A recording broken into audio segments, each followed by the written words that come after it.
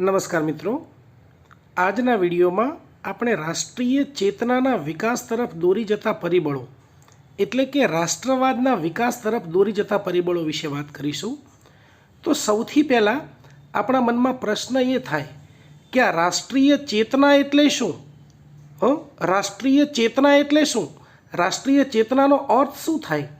તો રાષ્ટ્રીય ચેતના એટલે રાષ્ટ્ર પ્રત્યેની જાગૃતિ, એટલે કે દેશ કે રાષ્ટ્રની પ્રજા કે લોકોમાં, દેશ કે રાષ્ટ્રની પ્રજા કે લોકોમાં પોતાના દેશ પ્રત્યે, પોતાના રાષ્ટ્ર પ્રત્યેની સભાનતા તથા દેશના રાજકીય, સામાજિક, આર્થિક તથા અન્ય ક્ષેત્રોમાં થઈ રહેલ અયોગ્ય, અન્યાયી તથા દેશનું અહિત કરતી તમામ પ્રવૃત્તિઓ પ્રત્યે સભાન થઈ કે જાગૃત થઈ અને તેનો વિરોધ કરીને દેશ પ્રત્યેની વફાદારી દાખવવી, રાષ્ટ્ર પ્રત્યેની અતૂટ ભાવના જન્માવવી તથા દેશભક્તિ દ્વારા દેશનો વિકાસ કરવો।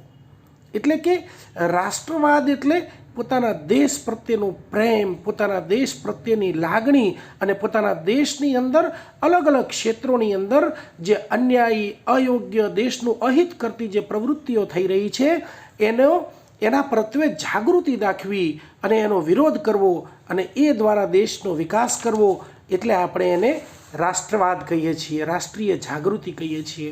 એના માટે આપણે રાષ્ટ્રવાદ પણ કહીએ છીએ, એને આપણે ક્યારેક દેશભક્તિ તરીકે પણ ઓળખાવીએ છીએ, આપણે એને રાષ્ટ્રીય જાગૃતિ પણ કહીએ છીએ, કેટલીક વખત આપણે એને રાષ્ટ્રીય પુનઃજાગરણ અથવા તો ભારતીય નવજાગૃતિ તરીકે પણ ઓળખીએ છીએ। તો રાષ્ટ્રવાદ એટલે શું એ તો આપણે સ્પષ્ટ કરી નાખ્યું કે રાષ્ટ્રવાદ એટલે રાષ્ટ્ર પ્રત્યેની જાગૃતિ, પોતાના દેશ પ્રત્યે વફાદારી દાખવીને, રાષ્ટ્ર પ્રત્યેની અતૂટ ભાવના જન્માવીને દેશભક્તિ દ્વારા દેશનો વિકાસ કરવો એટલે રાષ્ટ્રવાદ। હવે આપણે જોવાનું છે કે આ રાષ્ટ્રવાદનો જે વિકાસ થયો છે, રાષ્ટ્રીય ચેતનાનો વિકાસ થયો છે, તો એ કયા કયા એવા પરિબળો હતા, કયા એવા કારણો હતા જેના લીધે આ રાષ્ટ્રવાદનો વિકાસ થયો છે। આપણે જોઈએ તો બીએમાં, એમએમાં અને ખાસ કરીને જીપીએસસી મેન્સની અંદર જે ક્વેશ્ચન પૂછાય છે એ કેવી રીતે પૂછાય છે એ આપણે જોઈએ, પછી છેક પ્રસ્તાવનાથી શરૂ કરી અને આખો પ્રશ્ન આપણે સમજવાનો પ્રયત્ન કરીએ। તો ચાલો શરૂઆત કરીએ। સૌથી પહેલાં છે કે રાષ્ટ્રીય ચેતનાના ઉદ્ભવ તરફ દોરી જતા પરિબળોની ચર્ચા કરો। રાષ્ટ્રીય ચેતનાના ઉદ્ભવ માટે, ઉદય માટે જવાબદાર પરિબળો જણાવો। કયા કયા પરિબળો જવાબદાર હતા? 19મી સદીના ભારતીય રાષ્ટ્રવાદ માટે મુખ્ય ભૂમિકા ભજવનાર પરિબળોની સમીક્ષા કરો।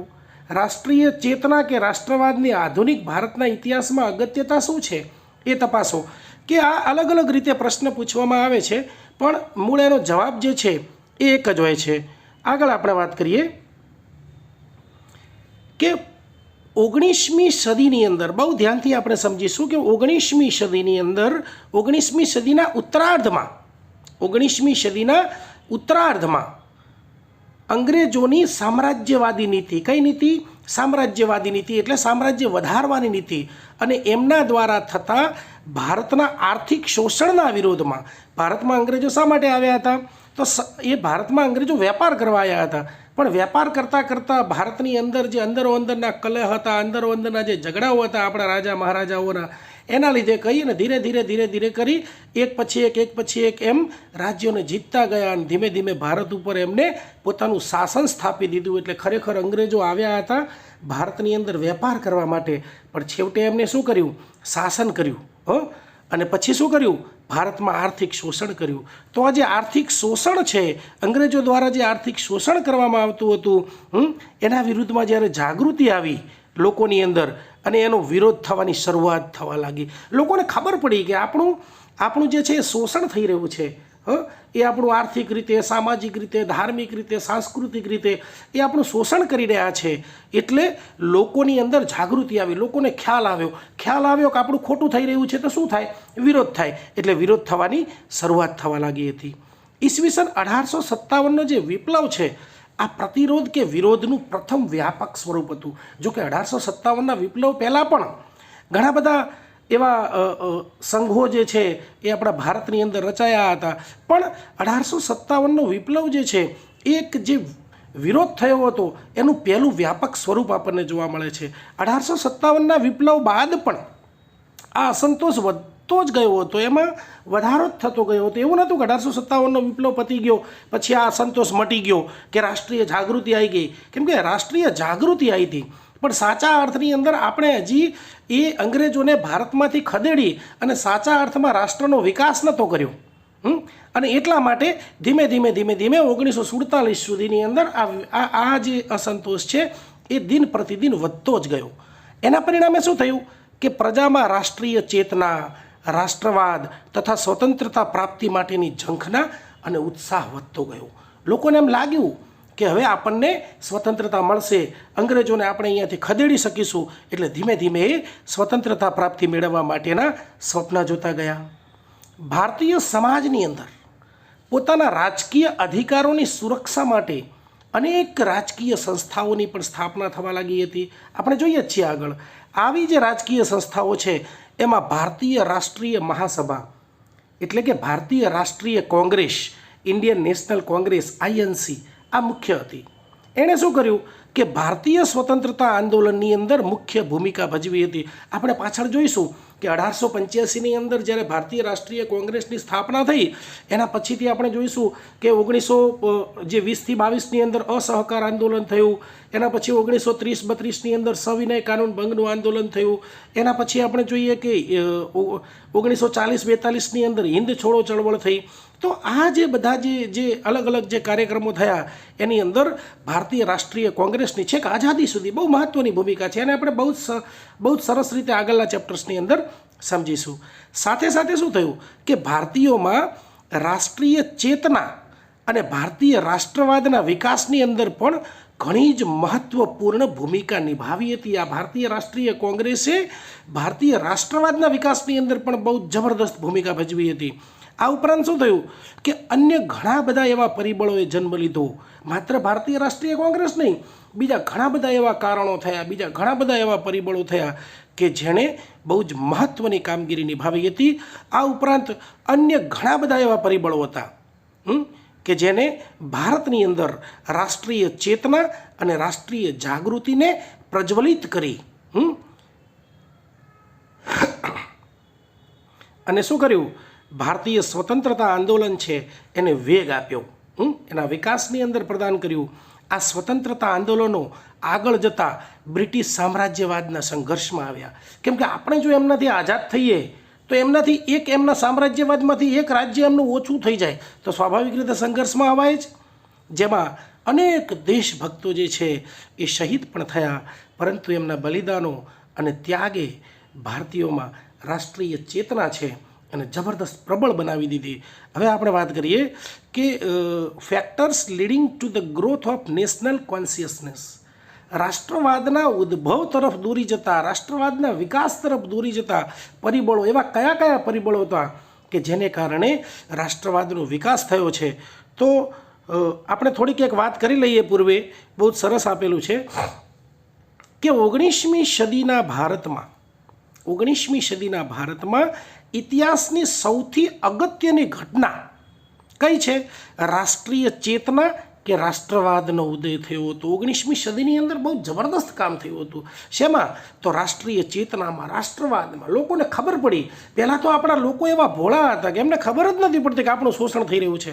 હવે એમને ખબર પડી, એમનામાં જાગૃતિ આવી, એમનામાં ચેતના આવી, એમને ખબર પડી કે આ ખોટું છે, આપણો દેશ છે, આપણે એની અંદર રહેવાનું છે ને આપણા જ દેશમાં, આપણા જ ઘરમાં અંગ્રેજો આવીને આપણા ઉપર શાસન કરે છે, આપણને ગુલામ બનાવે છે અને આપણું આટલું બધું સામાજિક, આર્થિક, રાજકીય જબરદસ્ત શોષણ કરે છે. આ ખોટું છે અને એની વિરુદ્ધ આપણે લડવું જોઈએ, આપણે સંઘર્ષ કરવો જોઈએ, આપણા દેશને જે છે એ અંગ્રેજોની ચુંગાલમાંથી છોડાવવો જોઈએ. આને કહેવાય રાષ્ટ્રવાદ. આ રાષ્ટ્રીય ચેતનાનો જે ઉદય થયો એને ભારતની રાજનીતિનો જે પ્રવાહ છે ને, આખો પ્રવાહ જ બદલી નાખ્યો, આખો ટ્રેન્ડ બદલી નાખ્યો. ભારતીયોને શું કર્યું કે અંગ્રેજોની વિરુદ્ધ અને અંગ્રેજી શાસનમાંથી મુક્ત થવાની પ્રેરણા આપી. લાગ્યું કે આપણે આ અંગ્રેજો જે છે એ આપણા ઉપર શાસન કરે છે, આપણા દેશમાં એને આપણા ઉપર રાજ્ય કરે છે, આ ખોટું છે. તો શું કર્યું? આપણે શું કરવું પડશે? અંગ્રેજોને વિનંતી કરીશું કે ભાઈ તમે જવાના નથી, તો એના માટે શું કરવું પડશે? આંદોલનો કરવા પડશે. આ રાષ્ટ્રીય ચેતના કે જે જાગૃતિ છે એને ભારતીય રાષ્ટ્રવાદની નવ જાગૃતિ એટલે કે ઇન્ડિયન રેનેસા તરીકે પણ બિરદાવવામાં આવી છે. આગળ જોઈએ, 19મી સદીની અંદર ભારતીય રાષ્ટ્રીય ચેતનાના ઉદય અને વિકાસ માટે ભારતીય રાષ્ટ્રીય ચેતના, ભારતીય રાષ્ટ્રવાદ, ઇન્ડિયન રેનેસા એના વિકાસ માટે જવાબદાર કારણો કે પરિબળો કયા કયા હતા? કારણો કહો કે પરિબળો કોઈ એક જ છે, પરિણામો કહો કે રિઝલ્ટ્સ કહો કે અસરો કોઈ એક જ છે. આગળ જોઈએ તો હવે આપણે પહેલું જ જોઈશું કારણ. પહેલું કારણ કયું છે કે વિવિધ જનજાતીય વિદ્રોહો અથવા તો વિવિધ જનજાતીય આંદોલનો. તો હવે આપણને પ્રશ્ન એ થાય કે ભારતીય રાષ્ટ્રીય જે ચેતના છે, જે રાષ્ટ્રવાદનો વિકાસ થયો, એની અંદર આ જે જનજાતીય વિદ્રોહ છે એનો શું ફાળો હોઈ શકે? સમજવાનો પ્રયત્ન કરીએ. એકદમ ઇઝી છે, બહુ સરળતાથી સમજાયું છે કે બંગાળની અંદર પ્લાસીના યુદ્ધ બાદ આપણને ખબર છે કે ઈસવીસન 1757ની અંદર પ્લાસીનું યુદ્ધ થયું હતું. એક પક્ષે બંગાળના નવાબ સિરાજુદ્દૌલા હતા અને બીજા પક્ષે કોણ હતું? અંગ્રેજો એટલે કે રોબર્ટ ક્લાઇવના નેતૃત્વ હેઠળ અંગ્રેજો હતા. તો ઈસવીસન 1757ની અંદર બ્રિટિશ ઈસ્ટ ઇન્ડિયા કંપનીના શાસનની સ્થાપનાની સાથે જ 1757ની અંદર પહેલું જ એમને બંગાળ જીત્યું, તો એની સાથે જ અંગ્રેજો દ્વારા ભારતનું આર્થિક શોષણ શરૂ થયું હતું. અહીંથી જ પહેલો જ બોલ છે ત્યાંથી એમને સિક્સર મારવાની ચાલુ કરી. વિચાર કરો, ત્યાંથી જ છેક 1757 પછી 1764ની અંદર બક્સરનો યુદ્ધ થાય છે, પછી એ લોકો દ્વિમુખી શાસન પદ્ધતિ લાગુ કરે છે. તમે જુઓ, ધીમે ધીમે ભારતને એ લોકો એવું જકડે છે, ભારતના લોકોનું એ રીતે શોષણ કરે છે કે જેની કોઈ હદ નથી. અને અંગ્રેજોએ શું કર્યું? ભારતમાંથી વધુને વધુ આર્થિક લાભો મેળવવા માટે વિવિધ પ્રકારની રાજકીય અને આર્થિક નીતિઓ અપનાવવા માંડી. પોલિસીઓ, કેવી રીતે આર્થિક શોષણ કરવું, કેવી રીતે રાજકીય શોષણ કરવું, આની એ લોકો યુક્તિઓ અજમાવવા માંડ્યા, પ્રયુક્તિઓ અપનાવવા માંડ્યા અને એ રીતે એમણે ભારતના લોકોનું શોષણ કર્યું હતું. જેમ જેમ અંગ્રેજી સત્તાનો વિસ્તાર થતો ગયો, ધીરે ધીરે ક્રમશઃ 1757થી કરીને છેક 1857 સુધીની અંદર, એટલે કે 1757માં રોબર્ટ ક્લાઇવથી શરૂ કરી અને 1857ની અંદર 1856 સુધી, એટલે કે લગભગ લોર્ડ ડેલહાઉસીના સમયની સુધીની અંદર એમને મોટા ભાગના ભારત ઉપર એમની વિજય પતાકા લહેરાવી દીધી હતી અને મોટા ભાગના ભારત ઉપર એમને પોતાનો એકાધિકાર સ્થાપી દીધો હતો. એટલે અંગ્રેજોની આ જે નીતિઓ હતી એને કારણે શું થયું કે લોકોનો જન આક્રોશ એમના વિરુદ્ધ વધતો ગયો, લોકોનો આક્રોશ વધતો ગયો. કેમ કે જેમ જેમ શોષણ વધતું ગયું, જેમ જેમ લોકો ઉપર અત્યાચારો વધતા ગયા, એમ લોકોનો આક્રોશ પણ વધતો ગયો. અંગ્રેજોની નીતિઓથી પાયમાલ થયેલા જાગીરદારો, જુઓ, જેને જેને અસર થાય ને એમાં આક્રોશ આવે. તમે જુઓ, સૌથી પહેલાં શું થયું કે એમને એવી નીતિ અપનાવી કે જાગીરદારો જે છે એ પાયમાલ થઈ ગયા. પછી તાલુકદારો, નાના રાજાઓ, શાસકો અને વિવિધ જનજાતિઓ, આ બધાની અંદર બ્રિટિશ શાસન વિરુદ્ધ રોષ અને અવિશ્વાસની ભાવના વધતી ગઈ. હવે ધીમે ધીમે એમને લાગ્યું કે આ તો બધી જ જગ્યાએથી પોતાના અંદર જ જે કેન્દ્રિત કરે છે. એટલે ધીમે ધીમે જાગીરદારો, તાલુકદારો, નાના રાજાઓ, શાસકો આ બધાને લાગ્યું કે હવે ધીમે ધીમે આપણો પણ વારો આવી શકે છે, આપણે પણ આ શોષણ અને અત્યાચારનો ભોગ બની શકીએ છીએ. એને કારણે શું થયું કે કંપની શાસનની અંદર પ્રથમ 100 વર્ષ 1757થી કરી અને 1856 સુધી દરમિયાન અનેક નાના મોટા જનજાતીય વિદ્રોહો થયા હતા. ઘણા બધા વિદ્રોહ થયા. એની અંદર સૌથી પહેલાં વાત કરીએ તો સંન્યાસી વિદ્રોહ થયો હતો, ચુવારનો વિદ્રોહ થયો હતો, ઓરિસ્સાની અંદર જમીનદારોનો વિદ્રોહ થયો હતો, વિજયનગરના રાજાનો વિદ્રોહ થયો હતો, બરાબર, પોલીગર બ્રાહ્મણોનો વિરોધ થયો હતો, જાટોનો વિરોધ થયો હતો, કોળીઓનો વિદ્રોહ થયો હતો, ગડકરીઓનો વિદ્રોહ થયો હતો, રાજપૂતોનો વિદ્રોહ થયો હતો, બુંદેલાઓનો વિદ્રોહ થયો હતો, મોપલાઓનો વિદ્રોહ થયો હતો તથા સાંથાલ વિદ્રોહ પણ થયા હતા. આ બધા વિદ્રોહો મોટે ભાગે અંગ્રેજો દ્વારા અપનાવવામાં આવેલ નીતિઓ અને સ્થાનિક જનજાતીય ક્ષેત્રે એમના હસ્તક્ષેપને પરિણામે થયા હતા. કોઈ એમને એમ નહોતા થયા આ વિદ્રોહો. અંગ્રેજોએ શું કર્યું હતું કે ધીરે ધીરે એક એક પ્રદેશની અંદર જઈ અને અલગ અલગ જાતિઓ, જનજાતિઓ, અલગ અલગ લોકોને એમને ત્રાસ આપવાનો, એમને જે કહેવાય કે સામાજિક, આર્થિક વગેરે ક્ષેત્રોની અંદર શોષણ કરવાનું, એમના ઉપર અત્યાચારો ગુજારવાના ચાલુ કર્યા હતા. અને એના લીધે અલગ અલગ પ્રાંતોની અંદર ધીરે ધીરે આ પ્રકારે વિદ્રોહો થતા ગયા. આમ જે આ પ્રારંભિક વિદ્રોહો અને વિરોધો જે છે એ ભારતીયો દ્વારા પોતાની સ્વતંત્રતા અને પોતાના પ્રદેશમાં થતા પરદેશીઓના હસ્તક્ષેપના વિરોધમાં થયા હતા. પ્રજાને લાગ્યું કે આ તો અમારો પ્રદેશ છે, આ તો અમારો દેશ છે, અને આની અંદર આ લોકો આવીને શું કામ અમારું શોષણ કરે છે, શા માટે આ લોકો અમારા ઉપર અત્યાચારો ગુજારે છે. અને એને લીધે ભારતીય રાષ્ટ્રીય ચેતના અને રાષ્ટ્રવાદનો જે ઉદય છે ને એનો જન્મ અહીંયાથી થાય છે. એક નાના લેવલે ઉપર, જમીની સ્તર ઉપર, ગ્રાઉન્ડ લેવલ ઉપર લોકોને ખબર પડે છે કે આ જે થઈ રહ્યું છે એ ખોટું છે, અને એટલા માટે એનો વિદ્રોહ થાય છે, એનો વિરોધ થાય છે, એના વિરુદ્ધ આંદોલનો કરવાની શરૂઆત કરે છે, એના વિરુદ્ધ વિદ્રોહો કરવાની શરૂઆત કરે છે. અને એટલા માટે અહીંયાથી રાષ્ટ્રવાદની શરૂઆત થાય છે, રાષ્ટ્રવાદનો જન્મ થાય છે. બીજો આપણે વાત કરીએ કે 1857નો વિપ્લવ. આપણે પહેલાં જ વાત કરી કે 1757થી કરીને 1856 સુધીની અંદર 100 વર્ષની અંદર એમને ભારતની અંદર મોટા ભાગના દેશને, મોટા ભાગનો જે વિસ્તાર છે એને એમને યુદ્ધો દ્વારા કે યેન કેન પ્રકારે, આપણે આગળ જોઈશું, યેન કેન પ્રકારે એમને મોટાભાગના ભારતને જીતી લીધું, ને ત્યાં એમને પોતાની યુક્તિ પ્રયુક્તિઓ દ્વારા વધારેમાં વધારે સામાજિક, આર્થિક, રાજકીય શોષણ કરવાની શરૂઆત કરી દીધી. એટલે શું થયું, એનો જે પ્રત્યાઘાત છે, એનો જે જબરદસ્ત વિદ્રોહ છે એ 1857ના વિપ્લવના રૂપે આવ્યો. પણ દુર્ભાગ્યે 1857નો જે વિપ્લવ છે એ નિષ્ફળ ગયો હતો. છતાં એણે શું કર્યું, ભારતીય જનમાનસને હચમચાવી દીધું હતું.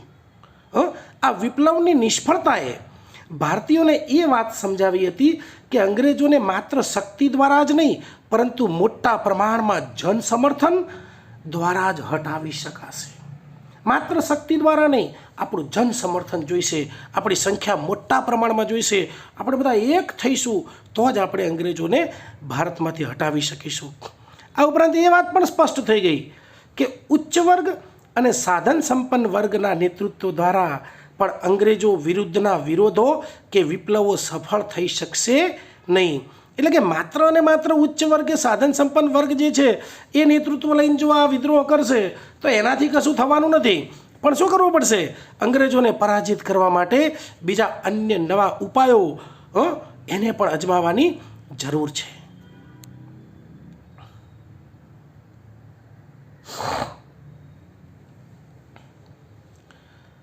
આ મહત્વપૂર્ણ કાર્ય પ્રજાની જાગૃતિ અને રાષ્ટ્રવાદ વિના શક્ય બને એમ નહોતું. શેના માટે? લોકોમાં જાગૃતિ આવે, લોકોને ખ્યાલ આવે કે એમનું શોષણ થઈ રહ્યું છે, એના વિરુદ્ધ એમને અવાજ ઉઠાવવો જ પડશે. એ જો સામાન્ય જનમાનસને ખબર પડે અને આ જે વિદ્રોહ જે છે એ માત્ર ગણ્યા ગાંઠ્યા લોકો કરે એના કરતાં જો સમગ્ર ભારતના લોકો આ એક સાથે વિરોધ કરે તો અંગ્રેજો માટે કોઈ છૂટકો રહેતો નથી. એટલે શું થયું કે ભારતીય પ્રજામાં ધીરે ધીરે રાષ્ટ્રીય ચેતના કે જાગૃતિનો વિકાસ થવા લાગ્યો. ધીમે ધીમે પણ એક જબરદસ્ત રીતે વિકાસ થવા લાગ્યો. હવે ભારતીય પ્રજા જે છે ને એ પોતાને એક રાષ્ટ્રના રૂપમાં જોવા લાગ્યા. પહેલાં આપણે શું હતું કે હું આ ગામનો છું, હું આ શહેરનો છું, હું આ જિલ્લાનો છું, હું આ તાલુકાનો છું, હું આ રાજ્યનો છું. પણ એના બદલે શું થયું, હું આ દેશનો છું. રાષ્ટ્રના રૂપની અંદર જોવા લાગ્યા. અને માત્ર પોતાની કે પોતાના ગામની કે પોતાના આજુબાજુના પ્રદેશની નહીં પણ સમગ્ર રાષ્ટ્રની મુક્તિ માટે, સમગ્ર રાષ્ટ્રની મુક્તિ માટે, સ્વતંત્રતા માટે આ લોકો પ્રયત્નશીલ બનવા લાગ્યા. હવે તમે જુઓ છો કે ધીરે ધીરે ધીરે ધીરે વાતાવરણ એવું બનતું જાય છે કે હવે અંગ્રેજોને અહીંથી ગયા વગર છૂટકો નથી. હવે જુઓ તમે આગળ કે એના પરિણામે શું થયું, તો 1857ના વિપ્લવ તો ભલે નિષ્ફળ ગયો પણ એની એક મોટી અસર એ થઈ કે ભારતીયોના મન ઉપર એને અવિસ્મરણીય છાપ ઊભી કરી દીધી. એક પ્રકારનો એમને એક એવી આશા બંધાઈ, એક એવી એમને આશા બંધાઈ કે ભલે અમે જીત્યા નથી, ભલે અમે ભારતને અંગ્રેજોની ગુલામીમાંથી મુક્ત નથી કરાવી શક્યા, પણ મને લાગે છે કે અહીંયાથી આપણી જીત પ્રત્યેનો જે રસ્તો છે એ અહીંયાથી પ્રશસ્ત થાય છે, અહીંયાથી એની શરૂઆત થાય છે. આ તો પહેલું કદમ હતું, આ તો પહેલું પગથિયું હતું. હવે લાગે છે કે આપણે આ વખતે ભલે હાર્યા પણ હવે આપણે જીતી શકીશું. પ્રજાના માનસની અંદર દેશભક્તિ અને રાષ્ટ્રીયતાની ભાવના વિકસાવી અને ઈસવીસન 1857ના વિપ્લવને પોતાનો આદર્શ માની અને ભારતીયો સ્વતંત્રતા સંગ્રામ માટે તૈયાર થવા લાગ્યા. હવે આપણે જોઈએ ત્રીજો પોઈન્ટ.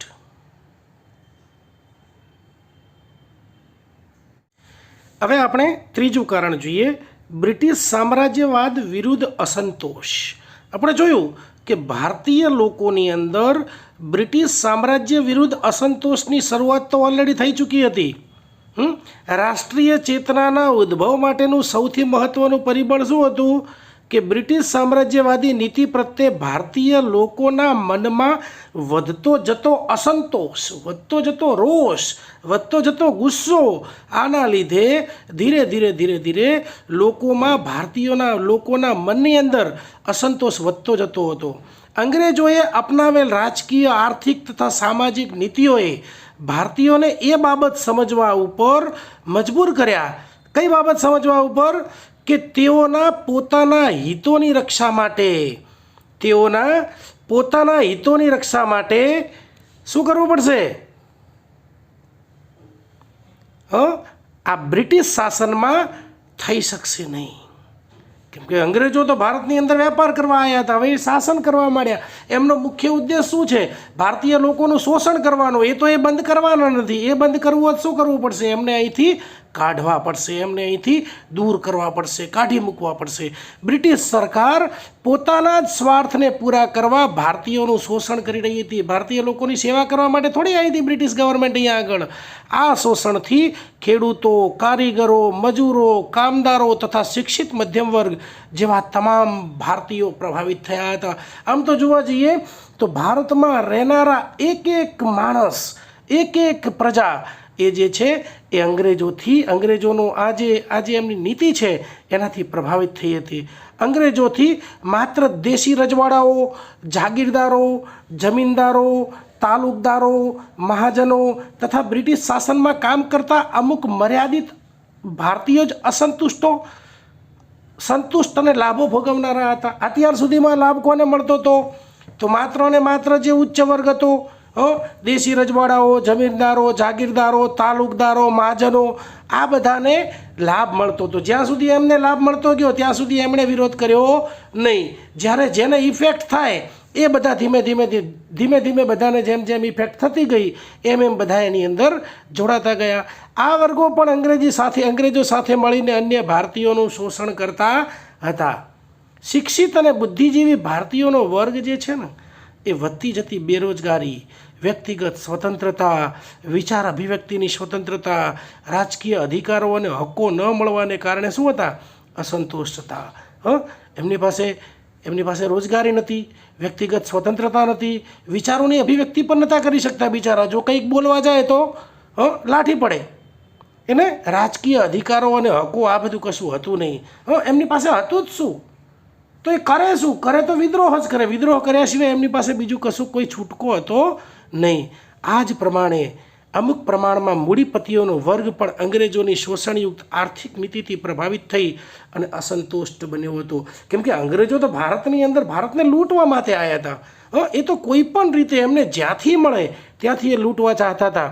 અને ધીરે ધીરે હવે તમે જોશો કે બધા જ વર્ગો છે એને ઇફેક્ટ થતી જશે. મુખ્યત્વે સમગ્ર ભારતીય સમાજ અમુક સ્વાર્થી લોકોને બાદ કરતા બ્રિટિશ સામ્રાજ્યવાદી નીતિને ભારત માટે એક અભિશાપ માનતો હતો, એક શ્રાપ માનતો હતો કે આ તો ભારત માટે એક શ્રાપ છે અને આમાં સુધારો અને પરિવર્તનની મહત્વાકાંક્ષા ધરાવતો હતો. એમને એમ લાગ્યું કે જો આપણે આ ચુંગાલમાંથી છટકવું હશે, આ ચુંગાલમાંથી જો બહાર આવવું હશે તો આપણે એમનો વિરોધ કર્યા વગર, એમની સામે વિદ્રોહ કર્યા વગર, એમની સામે આંદોલન કર્યા વગર, એમને અહીંયાથી કાઢી મૂક્યા વગર આપણને ક્યારેય શાંતિ મળશે નહીં.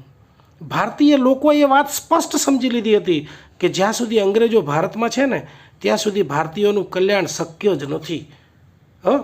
ઇટ ઇઝ ઇમ્પોસિબલ, શક્ય જ નથી. ભારતીયો હવે એ પણ સમજી ગયા હતા કે અંગ્રેજોને ભારતમાંથી હટાવવા માટે ભારતીયો વધારે શક્તિ અને વધારે પ્રમાણમાં પ્રજાના જન સમર્થનની આવશ્યકતા રહેશે. એને પરિણામે શું થયું? રાષ્ટ્રીય ચેતના અને રાષ્ટ્રવાદની ભાવના એ ભારતીય પ્રજાના મનની અંદર ઘર કરવા લાગી. ખબર પડી કે હવે આપણે બધા એક થવું પડશે. એક થઈ અને એક સાથે અંગ્રેજોની સામે હલ્લો કરવો પડશે. તો જ આપણે અંગ્રેજોને હંફાવી શકીશું, એમને હરાવી શકીશું. ચોથું કારણ જોઈએ તો ભારતનું રાજકીય એકીકરણ. જો આ પ્રક્રિયા છે ને, ભારતનું રાજકીય એકીકરણ કરવાનું કામ છે ને અંગ્રેજોએ કર્યું છે, પણ આ ભૂલતા થઈ ગયું. અંગ્રેજોએ ઘણા કામો કર્યા સારા, ભારત માટે, પણ એ બધા ભૂલતા કર્યા અને અથવા તો એમને પોતાનું સારું કરવા માટે કર્યું અને પરોક્ષ રીતે ભારતીયોનું સારું થઈ ગયું. જોઈએ તો બ્રિટિશ શાસનથી ભારતને એક લાભ પણ થયો હતો. શું લાભ થયો? કે અંગ્રેજોએ સમગ્ર ભારતને રાજકીય અને આર્થિક સ્વરૂપમાં એક સૂત્રતામાં બાંધી અને રાજકીય એકીકરણ કર્યું હતું.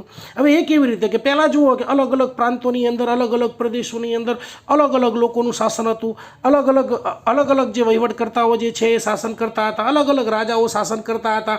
એમની નીતિઓ અલગ હતી. સામાજિક નીતિ, આર્થિક નીતિ, રાજકીય નીતિ, કરવેરા, બરવેરા બધું અલગ અલગ હતું.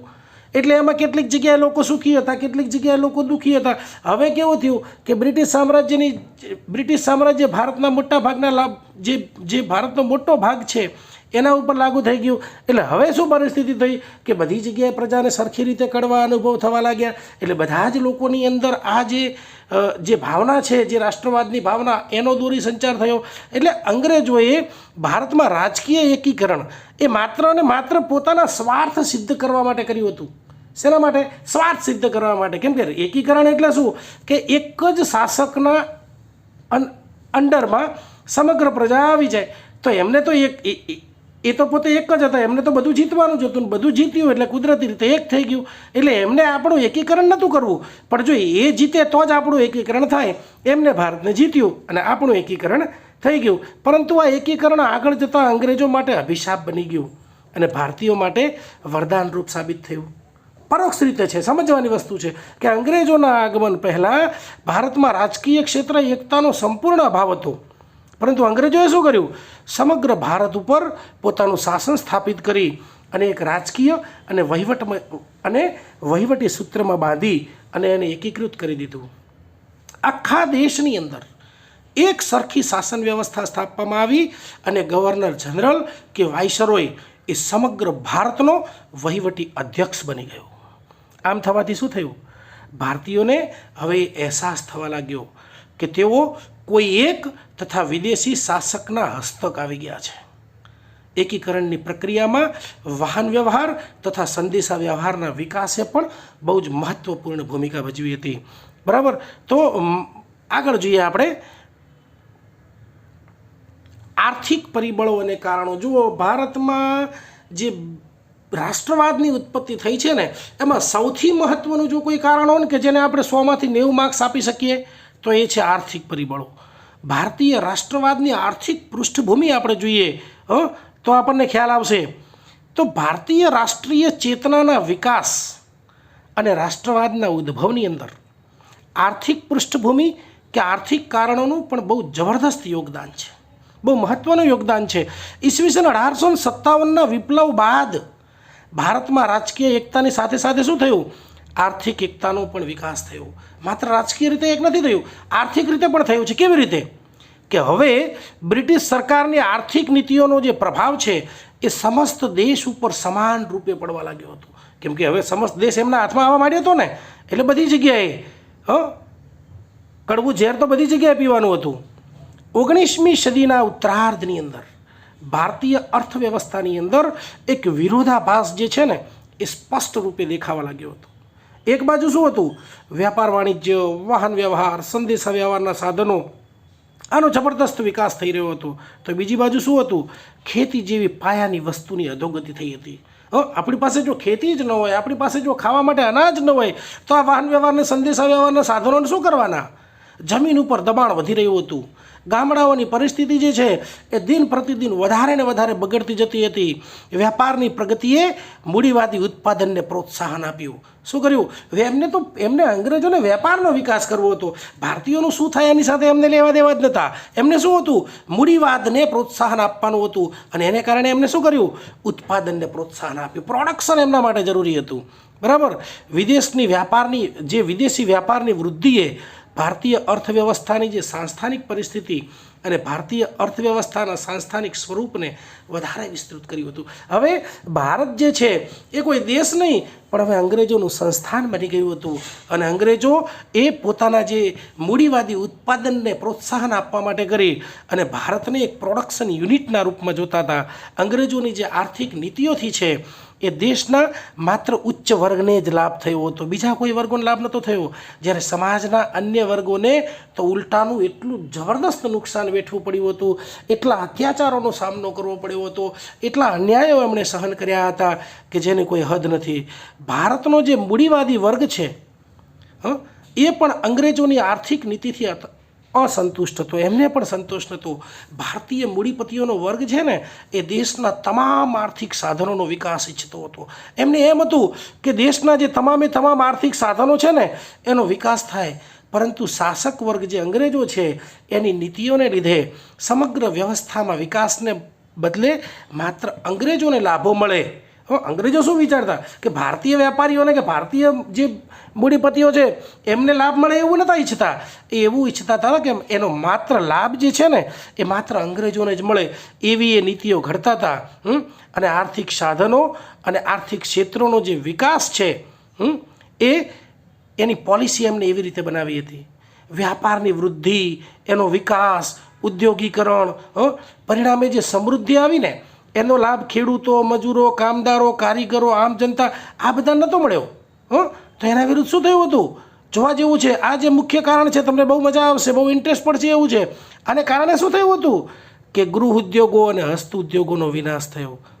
ઔદ્યોગિક ક્રાંતિને કારણે ઇંગ્લેન્ડની અંદર, બ્રિટનની અંદર બહુ જબરદસ્ત ઉદ્યોગો યુરોપની અંદર સ્થપાયા. આપણે અહીંયાથી કાચો માલ સસ્તી કિંમતમાં લઈ જાય, ત્યાં આગળ મોંઘી કિંમતે એ લોકો એમના કારખાનામાં માલ તૈયાર કરે અને એ તૈયાર માલ જે છે એ ભારતના માર્કેટની અંદર મોંઘી કિંમતે વેચવાનો આ એક એમનો જે મુખ્ય વ્યવસાય હતો. ધન નિષ્કાસન, ડ્રેઇન ઓફ વેલ્થ. દાદાભાઈ નવરોજીએ બહુ સરસ થિયરી લખી છે. ભારતમાંથી ધનનું નિષ્કાસન કયા કયા સ્વરૂપે ભારતમાંથી યુરોપની અંદર ધન ઇંગ્લેન્ડની અંદર લઈ જવાય છે.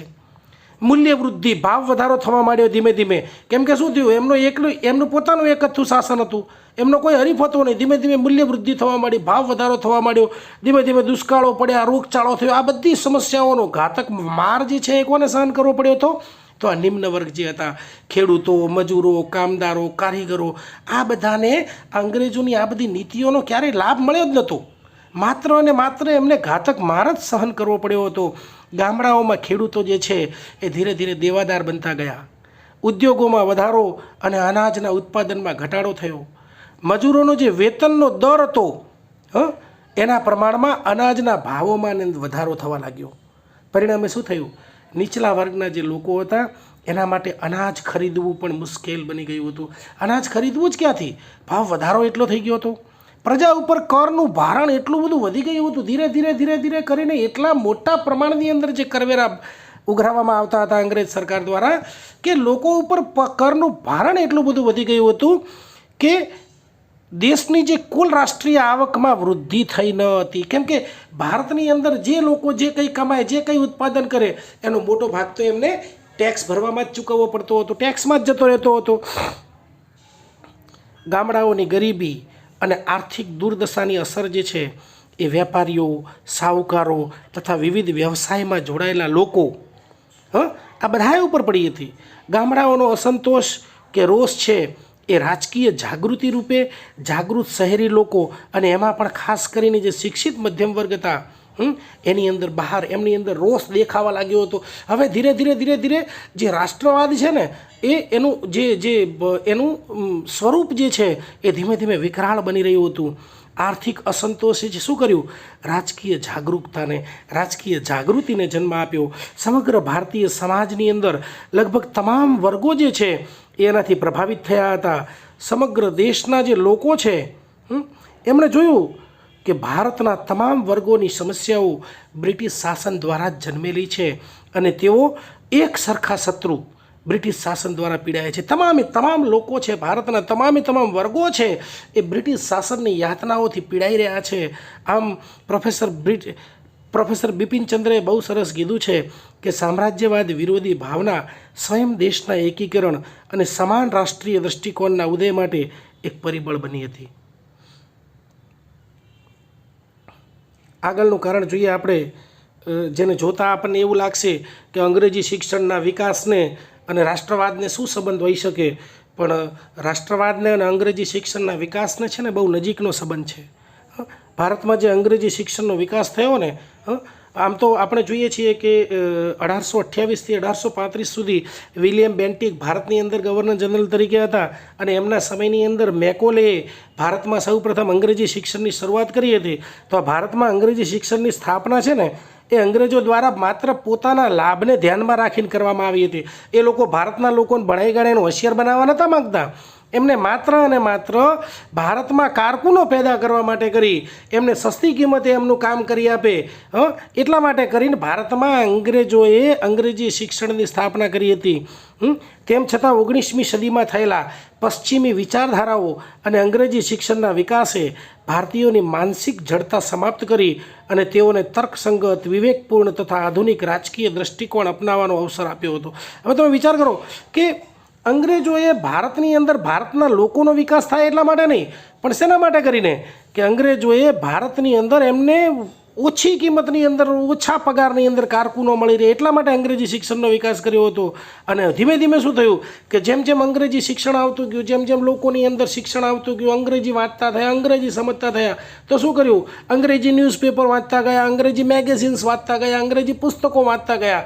તો એને કારણે યુરોપના લોકોની અંદર, યુરોપના દેશોની અંદર જે રાષ્ટ્રવાદ આવ્યો હતો, એ રાષ્ટ્રવાદનો ત્યાંના જે રાષ્ટ્રવાદીઓ હતા, જે ચિંતકો હતા, વિચારકો હતા, એમના ગ્રંથો, એમના પુસ્તકો, આ બધું વાંચવાનો એમને લાભ મળ્યો. અને એની અંદરથી આ અંગ્રેજી શિક્ષણે પરોક્ષ રીતે ભારતીયોને અમુક પ્રકારનું જે શિક્ષણ છે એ આપ્યું છે. તેમ છતાં 19મી સદીમાં થયેલા પશ્ચિમી વિચારધારાઓ અને અંગ્રેજી શિક્ષણના વિકાસે ભારતીયોની માનસિક જડતા જે છે ને એને સમાપ્ત કરી. માનસિક રીતે જે જડ હતો ને ધીમે ધીમે શું થયું? ચેતન થવા લાગ્યો. તર્કસંગત, વિવેકપૂર્ણ તથા આધુનિક દૃષ્ટિકોણ અપનાવવાનો હવે એને અવસર મળ્યો. ભારતીયો પણ હવે શું કરતા હતા કે સ્વતંત્રતા, સમાનતા, પ્રતિનિધિત્વ, આવા સિદ્ધાંતો અને વિચારધારાઓનું મહત્ત્વ સમજેલા ભારતીયોને ખબર પડી. પાશ્ચાત્ય રાજકીય ઘટનાઓ જેવી કે અમેરિકન સ્વાતંત્ર્ય સંગ્રામ, ફ્રાન્સની મહાન રાજ્ય ક્રાંતિ, ઇટાલી, સ્પેન, ગ્રીસ એની ક્રાંતિઓ, એમનું રાજકીય જીવનમાં મહત્ત્વ, આ બધું ભારતીયોને અંગ્રેજી શિક્ષણે સમજવાની અંદર પૂરતી મદદ કરી. ભારતીયો અંગ્રેજી ભણ્યા એટલે જ એમને ખબર પડી ને, કેમ કે પેલા બધા પુસ્તકો, આ બધી ક્રાંતિઓ લખેલી હતી એ કંઈ ગુજરાતીમાં ને હિન્દીમાં, સંસ્કૃતમાં નથી લખેલી. આ બધી એમના લોકોએ, એમના વિચારકોએ, એમના તત્વચિંતકોએ ઇંગ્લિશમાં લખી હતી. એટલે જ્યાં સુધી અંગ્રેજી ના આવડે ત્યાં સુધી આપણને કેવી રીતે ખબર પડે? તો આ રીતે પશ્ચિમી જગતના મિલ્ટન, સેલ્બી, બાયરન, વોલ્ટેર, રૂસો, મિલ, મેજિની, ગેરીબાલ્ડી, આવા જે મહાનુભાવો છે એમના વિચારધારાઓથી, એમના ક્રાંતિકારી કાર્યોથી ભારતીય શિક્ષિત વર્ગ છે એ અત્યંત પ્રભાવિત થયો હતો. સમગ્ર દેશમાં દાખલ થયેલા એક સમાન શિક્ષણ પ્રણાલીએ પણ દેશની વિચારધારાને એક સમાન રીતે વિકસિત કરી અને દેશની જે પ્રજા છે એ વિદેશી ગુલામીને પોતાનું અપમાન સમજવા લાગી. જુઓ હવે અહીંયા આગળથી ક્યાંક સમાનની ભાવના જાગૃત થઈ છે, કેમ કે અપમાન છે એવું ખબર પડે ને ત્યારે માણસની અંદર પોતાનું સમાન જાગૃત થયું છે એ આપણને ખ્યાલ આવે. અને વ્યક્તિગત અને રાજકીય હકો અને અધિકારો માટે હવે લોકો જે છે એ સંગઠિત થવા લાગ્યા. બ્રિટિશ ઇતિહાસકાર રેમ્સે મેકડોનાલ્ડે પણ આ વાસ્તવિકતાનો સ્વીકાર કર્યો છે. પશ્ચિમી દાર્શનિકો એટલે કે પશ્ચિમના જે પાશ્ચાત્ય જે તત્વજ્ઞાનીઓ છે, વિદ્વાનો છે, એમના વ્યક્તિગત અધિકારો અને સ્વતંત્રતાના સિદ્ધાંતોને શીખીને ભારતીય નેતાઓએ આ અધિકારોની માંગણી છે ને એ બ્રિટિશ સરકાર સામે કરવા મળી. હવે એમને ખબર પડી, અત્યાર સુધી તો એમને શોષણ થતું હતું એ જ ખબર પડતી હતી. હવે એમને એ પણ ખબર પડવા માંડી કે આપણું ખરેખર શોષણ થઈ રહ્યું છે, આપણા ઉપર અત્યાચાર થઈ રહ્યા છે. એટલા માટે આપણે હવે આપણા હકની, આપણા અધિકારની માંગણી કરવી જોઈએ. આ બધું કોને શીખવાડ્યું? આ બધું શિક્ષણે શીખવાડ્યું. એટલે એમને ભારતની અંદર જે શિક્ષણનો વિકાસ કર્યો હતો એ માત્ર અને માત્ર એમનો પોતાનો કારકુનો પેદા કરવા માટે કર્યો હતો, પણ એનાથી પરોક્ષ રીતે આપણને ફાયદો થયો છે. તમે જુઓ, અંગ્રેજોએ જે કરેલા કાર્યો છે ને એમાંથી કોઈ પ્રત્યક્ષ રીતે ફાયદો નથી, ફાયદા બધા પરોક્ષ રીતે છે. આગળનું આપણે જોઈએ કે સાહિત્ય અને વર્તમાન પત્રોનું યોગદાન. હવે તો જુઓ, આજના સમયની અંદર તો આ વોટ્સએપ આવી ગયું છે, ફેસબુક આવી ગયું છે, આ જે પેલા ઇલેક્ટ્રોનિક્સ માધ્યમો આવી ગયા છે ને એને કારણે કરીને હવે તો ધીમે ધીમે આ જે છાપાઓ છે, વર્તમાન પત્રો છે, મેગેઝિન્સ છે, પુસ્તકો છે, આ બધાનું મહત્ત્વ ધીમે ધીમે ઘટતું રહ્યું છે. પણ એક સમય એવો હતો કે જ્યારે આ મેગેઝિન્સનું વર્તમાનપત્રોનું છાપાઓનું બહુ જબરદસ્ત સમાજ ઉપર એક જબરદસ્ત પકડ હતી, એનું વર્ચસ્વ હતું. આ રાષ્ટ્રીય ચેતનાનો વિકાસ કરવા માટે સાહિત્ય અને પ્રેસ વર્તમાનપત્રોએ જબરદસ્ત અગત્યનું પ્રદાન આપ્યું હતું. એનું મહત્ત્વ સમજાવતા પ્રાધ્યાપક બિપિનચંદ્ર જણાવે છે કે પ્રેસ જ એ એક મુખ્ય માધ્યમ હતું જેના દ્વારા રાષ્ટ્રીય વિચારધારાઓ ધરાવતા ભારતીયોએ દેશભક્તિ અને રાષ્ટ્રવાદના સંદેશ અને વિચારો તથા આધુનિક આર્થિક સામાજિક તથા રાજકીય વિચારોને ફેલાવ્યા અને અખિલ ભારતીય ચેતનાનું સર્જન કર્યું. અખિલ ભારતીય ઓલ ઇન્ડિયાની અંદર કોન્શિયસનેસ આવી. શેના કારણે આવી? સાહિત્યને કારણે આવી, વર્તમાનપત્રોના કારણે આવી. બરાબર. હવે આપણે જોઈએ આ સાહિત્ય અને વર્તમાનપત્રોને સમજવાનો પ્રયત્ન કરીએ તો 19મી સદીના પૂર્વાર્ધમાં, હવે આપણે ઉત્તરાર્ધ અને પૂર્વાર્ધને સમજી લઈએ. જેમ કે 19મી સદી છે તો 19મી સદીને આપણે બે ભાગની અંદર વેચી શકીએ. માન લો કે આ 19મી સદી છે, આ 19મી સદી એને આપણે બે ભાગની અંદર વેચી દીધી. આ પહેલો ભાગ ને બીજો ભાગ. પૂર્વ એટલે પહેલાંનો અને ઉત્તર એટલે પછીનો. આ પહેલો હાફ છે ને 1801થી કરીને 1850 સુધીનો, એને આપણે પૂર્વાર્ધ કહીશું. અને 1851થી કરી અને 1900 સુધીનો જે બીજો ભાગ છે ને એને આપણે શું કહીશું? પૂર્વાર્ધ કહીશું. ઉત્તરાર્ધ કહીશું. એટલે ખબર પડી કે ઉત્તર અર્ધ એટલે ઉત્તરાર્ધ, પછીનો પીરિયડ. એને જો કોઈ પણ સદીને બે ભાગમાં વેચી હોય ને તો શરૂઆતના જે 50 વર્ષ છે એને આપણે પૂર્વાર્ધ કહીશું અને પછીના જે 50 વર્ષ છે એને આપણે ઉત્તરાર્ધ કહીશું. હવે આપણે જોઈએ કે 19મી સદીના પૂર્વાર્ધમાં એટલે કે 1801થી કરીને 1850 સુધીની અંદર ભારતમાં પ્રકાશિત થતા વર્તમાનપત્રોની સંખ્યા લગભગ નહીવત હતી. ભારતમાં બહુ જ ગણ્યા કાઢ્યા જે વર્તમાનપત્રો જે છે એ પ્રસિદ્ધ થતા હતા અને એનું યોગ્ય મહત્ત્વ પણ એ સમયના સમાજમાં કોઈ સમજતું નહોતું. કેમ કે આ જે શિક્ષણનો જે વિકાસ નહોતો થયો એટલે વર્તમાનપત્રોને ક્યાંથી સમજી શકે. પરંતુ 1857નો વિપ્લવ થયો ને એના પછી વર્તમાનપત્રો અને સમાચારપત્રોનું મહત્ત્વ છે ને એકદમ વધી ગયું. આપણે જેમ અહીંયા આગળ કોરોના આવ્યો અને કોરોના પછી આપણે જાણીએ છીએ કે આજે આપણું જે વર્ચ્યુઅલ જે એજ્યુકેશન છે, આપણું જે ડિસ્ટન્સ એજ્યુકેશન છે, આપણું જે આ ઇલેક્ટ્રોનિક્સ માધ્યમ દ્વારા જે આપણું યુટ્યુબ દ્વારા અને આ બધા દ્વારા જે આપણું જે શિક્ષણ છે એ કેવું એકદમ વધી ગયું. એમ એ વખતે 1857ના વિપ્લવ પછી શું થયું? આ સમાચારપત્રોનું મહત્ત્વ, કેમ કે લોકોને જાણવાની ઈચ્છા હતી અહીંયા આવું થયું ત્યાં કેવું થયું હશે. બરાબર. અને ઝડપથી એનો જબરદસ્ત વિકાસ થયો હતો. પરિણામે શું થયું કે અનેક પ્રકારના અંગ્રેજો અને સ્થાનિક ભારતીય ભાષાઓના વર્તમાનપત્રો અસ્તિત્વમાં આવ્યા અને ધીમે ધીમે પ્રકાશિત થવા લાગ્યા. આ વર્તમાનપત્રોની અંદર Times of India, Statesman, Englishman, Friends of India, Madras સેલ, સિવિલ એન્ડ મિલિટરી ગેઝેટ, આ બધા મુખ્ય અંગ્રેજી વર્તમાનપત્રો સમાચારપત્રો હતા. પરંતુ મોટાભાગના અંગ્રેજી વર્તમાનપત્રોનો અભિગમ શું હતો? એમનો અભિગમ શું હતો કે બ્રિટિશ સરકારની તરફેણમાં. આ બધા શું કરતા હતા? બ્રિટિશ સરકારની તરફેણ કરતા હતા. કેમ કે એમના જ હતા ને, એમને જ શરૂ કરે, એમનો થોડો વિરોધ કરે. આમ છતાં આ સમયે અમુક એવા વર્તમાનપત્રો પણ પ્રકાશિત થવા લાગ્યા જેઓનો અભિગમ બ્રિટિશ સરકારની નીતિઓની વિરુદ્ધનો હતો. સિક્કાની બે બાજુ હોય, ક્યાંક એવું પણ થાય ને ધીરે ધીરે. એમણે શું કર્યું કે અંગ્રેજોનો વિરોધ એટલે ફેવર કોની થઈ જાય? ઓટોમેટિકલી ભારતીયોની થઈ જાય. એમને ભારતીય દૃષ્ટિકોણ અને ભારતના જ્વલંત પ્રશ્નો ઉપર એમને પ્રશ્નો તૈયાર કર્યા.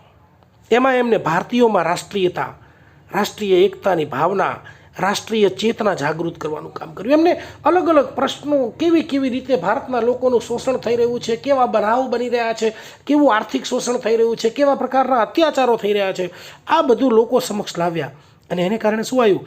ભારતના લોકોની અંદર રાષ્ટ્રીય ચેતના આવી, રાષ્ટ્રીય જાગૃતિ આવી. ભારતના રાષ્ટ્રવાદી વર્તમાનપત્રોની અંદર મુખ્યત્વે હિન્દુ પેટ્રિયેટ, અમૃત બજાર પત્રિકા, ઇન્ડિયન મિરર, બંગાળી જે બંગાળમાંથી પ્રસિદ્ધ થતા હતા. મુંબઈમાંથી પણ રાષ્ટ્ર ગુફ્તાર, નેટિવ ઓપિનિયન, મરાઠા કેસરી, આ બધા મુંબઈમાંથી પ્રસિદ્ધ થતા હતા. મદ્રાસથી પ્રસિદ્ધ થતું હિન્દુ, ઉત્તર પ્રદેશથી હિન્દુસ્તાની આઝાદ, બરાબર, પંજાબથી ટ્રિબ્યુન, આ બધાનો સમાવેશ થતો હતો. આ વર્તમાનપત્રો જે છે ને, આ વર્તમાનપત્રો અને સમાચારપત્રોએ રાષ્ટ્રીય ચેતનાનો વિકાસ કર્યો. આ પ્રમાણે બંગાળી, અસમી, મરાઠી, તમિલ, હિન્દી, ઉર્દૂ, ગુજરાતી આ બધી જ ભાષાઓમાં છપાતા ઉપન્યાસો એટલે કે નવલકથાઓ, નિબંધો, કવિતાઓ વગેરે પણ ભારતીયોમાં દેશભક્તિની ભાવનાને ઉજાગર કરવામાં, દેશભક્તિની ભાવનાને જાગૃત કરવામાં ખૂબ જ મહત્ત્વની ભૂમિકા ભજવી હતી. બંકિમચંદ્ર ચેટર્જી એટલે કે બંકિમચંદ્ર ચટ્ટોપાધ્યાય, રવિન્દ્રનાથ ટાગોર, ભારતેન્દુ હરિશ્ચંદ્ર, વિષ્ણુ શાસ્ત્રી, ચિપલુંકર, સુબ્રમણ્યમ અય્યર ભારતી, અલ્તાફ હુસેન આ બધાએ પોતાની સાહિત્યિક કૃતિઓ અને રચનાઓથી રાષ્ટ્રપ્રેમ અને દેશભક્તિ, રાષ્ટ્રવાદ અને રાષ્ટ્રીય ચેતનાની જ્યોતિ જે છે એ પ્રજ્વલિત કરી. સામાજિક ધાર્મિક સુધારણા આંદોલનનો પણ પ્રભાવ પડ્યો છે.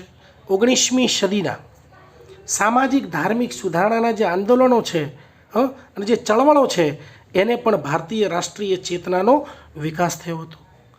સામાજિક અને ધાર્મિક સુધારણાના આંદોલનોને આમ આપણે પ્રત્યક્ષ રીતે સમજવાનો પ્રયત્ન કરીએ તો આપણને એમ લાગે કે આ સામાજિક અને ધાર્મિક બાબત છે, આની અંદર રાષ્ટ્રીય એકતાને કે અથવા તો રાષ્ટ્રીય ચેતના અને રાષ્ટ્રવાદને શું સંબંધ હોઈ શકે.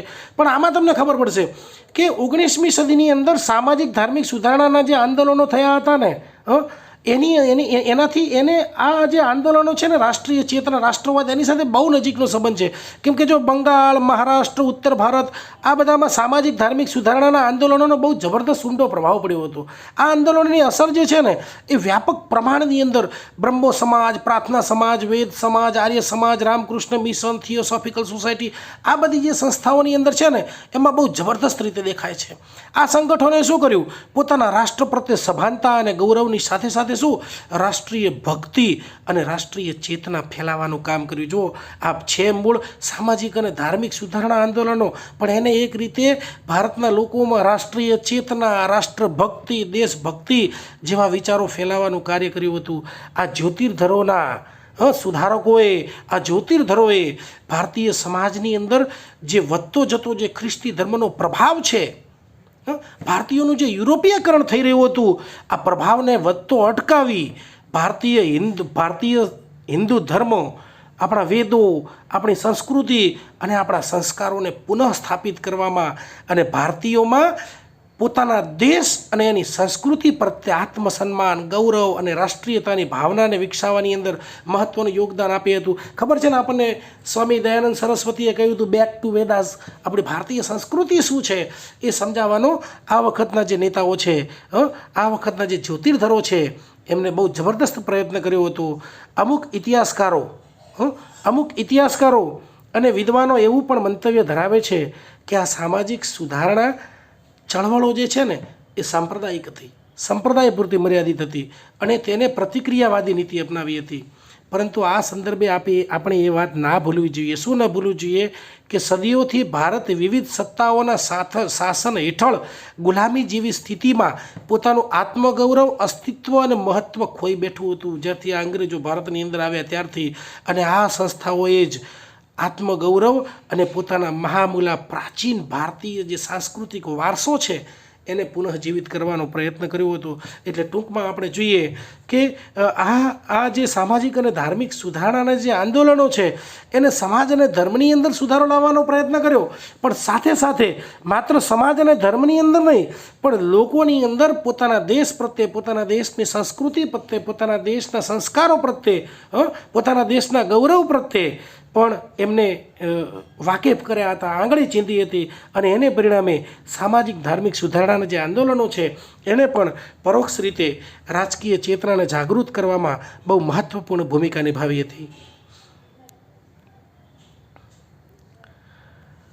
હવે આગળ આપણે જોઈએ કે પાશ્ચાત્ય સંસ્કૃતિનું જ્ઞાન. આપણે પાશ્ચાત્ય લોકોને સમજવા હોય, કેમ કે અંગ્રેજો જે પાશ્ચાત્ય હતા, પશ્ચિમી સંસ્કૃતિના હતા, ઇંગ્લેન્ડ છે એ પશ્ચિમમાં આવેલું છે. તો પાશ્ચાત્ય જે લોકો છે એમને સમજવા માટે આ સુધારણા આંદોલનો ઉપરાંત, સુધારણા આંદોલનથી કશુંક વિશેષ આ સમયે શું હતું? પ્રાચીન ભારતીય સંસ્કૃતિ અને સભ્યતાની થયેલી ઐતિહાસિક શોધખોળ હતી. પ્રાચીન ભારતીય સંસ્કૃતિ અને સભ્યતાની જે ઐતિહાસિક શોધખોળો થઈ ને એને કારણે ભારતીયોમાં પોતાના ભવ્ય ઇતિહાસ પ્રત્યે સભાનતા જાગૃત થઈ હતી. એમને ખબર પડી કે વાહ, આપણી સંસ્કૃતિ તો પૂર્વે પણ વર્ષો પહેલાં પણ કેટલી જબરદસ્ત હતી. જેથી ભારતીયોમાં રાષ્ટ્રીય ગૌરવ, પોતાના રાષ્ટ્ર પ્રત્યે ગૌરવ અને દેશભક્તિની ભાવનામાં વધારો થયો હતો. કલકત્તાની એશિયાટિક સોસાયટી દ્વારા પ્રાચીન ભારતીય સાહિત્ય અને સંસ્કૃતિને વિશ્વ સમક્ષ પ્રસ્તુત કરવામાં આવી. એને પરિણામે શું થયું? અનેક લોકો દ્વારા પ્રાચીન ભારતીય ગ્રંથોનું અંગ્રેજી તથા અન્ય ભાષાઓમાં ભાષાંતરો થયા, જેથી પ્રાચીન ભારતીય સંસ્કૃતિની ભવ્યતાનો પ્રચાર અને પ્રસાર થયો. પ્રાચીન ભારતીય લિપિઓને ઉકેલવા માટેના પ્રયાસો થયા. પ્રાચીન સ્મારકો અને સ્થળોની શોધખોળો થવા લાગી. સ્વામી દયાનંદ સરસ્વતીએ કહ્યું કે બેક ટુ વેદાસ, વેદો તરફ પાછા વળો, ત્યાં જ છે સાચું જ્ઞાન છે, ત્યાં જ છે. વેદો તરફ પાછા વળો, એમાં આપણી સાચી સંસ્કૃતિ છે. મેક્સ મુલર, મોનિયર વિલિયમ્સ, બરાબર, કોલબ્રુક, જેમ્સ પ્રિન્સેપ, રાજેન્દ્ર પાલ મિત્ર, રાંડે, ભાંડારકર, ભગવાનલાલ ઇન્દ્રજી, આ બધા વિદ્વાનોના પ્રયાસોથી ભારતીયોમાં પોતાના ઇતિહાસ પરત્વે, પોતાના અતીત પરત્વે, પોતાના ભૂતકાળ પરત્વેની જે જિજ્ઞાસા છે એની અંદર અનેક ગણો વધારો થયો. એને કારણે શું થયું? જિજ્ઞાસા વધી એટલે શું કરશે? હવે શોધખોળ કરશે, હવે સંશોધન કરશે. આ પ્રમાણે પ્રાચીન સંસ્કૃતિઓ વિશેનું જે જ્ઞાન પ્રાપ્ત કરેલું, આ જ્ઞાનથી પણ ભારતીયોમાં પોતાના દેશ પ્રત્યે, પોતાના રાષ્ટ્ર પ્રત્યે ગૌરવની ભાવના જે છે એ જાગૃત થઈ હતી. હવે આપણે સહેજ જોઈએ કે વિદેશી સંસ્કૃતિઓ સાથેનો સંપર્ક. વિદેશી સંસ્કૃતિઓ સાથે જેમ સંપર્ક થયો, અંગ્રેજી શિક્ષણનો જે આપણા ઉપર પ્રભાવ પડ્યો, એના હેઠળ શું થયું કે ભારતીયો યુરોપિયન અને પાશ્ચાત્ય સંસ્કૃતિઓ વિશે પણ જાણતા થયા. કેવી રીતે થયા? તો વર્તમાનપત્રો વાંચીને, ન્યૂઝપેપર્સ દ્વારા, સામયિકો દ્વારા, પુસ્તકો દ્વારા, લેખો દ્વારા, આ બધું એમના હાથમાં જેમ જેમ આવતું ગયું એમ એમ એ લોકો પાશ્ચાત્ય સંસ્કૃતિઓ વિશે પણ ભણતા ગયા, એનો પણ અભ્યાસ કરતા ગયા, એને પણ સમજતા ગયા. અને અંગ્રેજી શિક્ષણના અભ્યાસક્રમો હેઠળ યુરોપિયન ઇતિહાસ અને સંસ્કૃતિ વિશે પણ શિક્ષણ આપવામાં આવતું હતું. જો આ એક એમની ભૂલ છે, અંગ્રેજોની ભૂલ સમજવા જેવી છે કે યુરોપિયન ઇતિહાસ એમને ભણાવવાની ક્યાં જરૂર હતી? આ યુરોપિયન ઇતિહાસ ભણાયો ત્યારે ખબર પડી ને કે આપણું શોષણ થાય છે. આ ન ભણાયો હોત તોય ઘણો ફાયદો થઈ જાય તેમને. અનેક ભારતીયો જે છે એ શિક્ષણના હેતુથી પરદેશમાં ભણવા ગયા હતા. પરદેશમાં ભણવા ગયા, ત્યાંના લોકો સાથે રહ્યા, ત્યાંની સ્વતંત્રતા જોઈ, ત્યાં આગળ શોષણ નહોતું થતું, ત્યાં લોકોને જે વ્યક્તિ સ્વતંત્રતાની આત્મગૌરવની ભાવના હતી એને જોઈ અને એની તુલના કરી કે ભારતમાં તો લોકોને કોઈ અધિકાર નથી, ત્યાં તો કેવું સરસ છે. એટલે શું કર્યું? તેઓએ નવા પ્રકારનું રાજકીય ચિંતન અને ક્રાંતિકારી વિચારોને પણ આત્મસાત કર્યા કે અહીંયા પણ આવવું જોઈએ. જો ઇંગ્લેન્ડમાં આવવું હોય તો અહીંયા કેમ નહીં? જો ફ્રાન્સમાં કે જર્મનીમાં કે આવવું હોય તો અહીંયા કેમ નહીં? તેઓ પશ્ચિમી રાજકીય સિદ્ધાંતો જેવા કે સ્વતંત્રતા, સમાનતા, બંધુતા, રાષ્ટ્રીયતા, રાષ્ટ્રવાદ, આવા ક્રાંતિકારી વિચારોના સંપર્કમાં આવ્યા.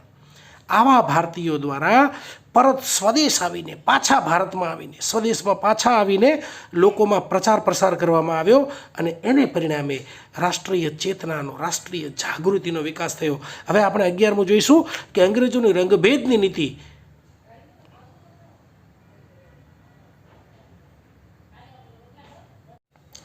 અંગ્રેજોની રંગભેદની નીતિ, પ્રજાતીય ભેદભાવ, કાળા ગોરાનો ભેદભાવ, અંગ્રેજો દ્વારા અપનાવાયેલ ભારતીયો પ્રત્યેની જે રંગભેદની નીતિ છે એને પણ સળગતી આગની અંદર ઘી ઉમવાનું કામ કર્યું.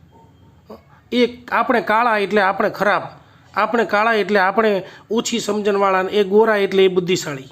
અંગ્રેજો દ્વારા ભારતીયોની જાતિગત સતામણી અને ભારતીયોની જે ધાર્મિક આસ્થાઓ છે એમના પ્રત્યે અપમાનજનક ટિપ્પણીઓથી ભારતીયો અંગ્રેજોને પોતાના શત્રુ માનવા લાગ્યા હતા.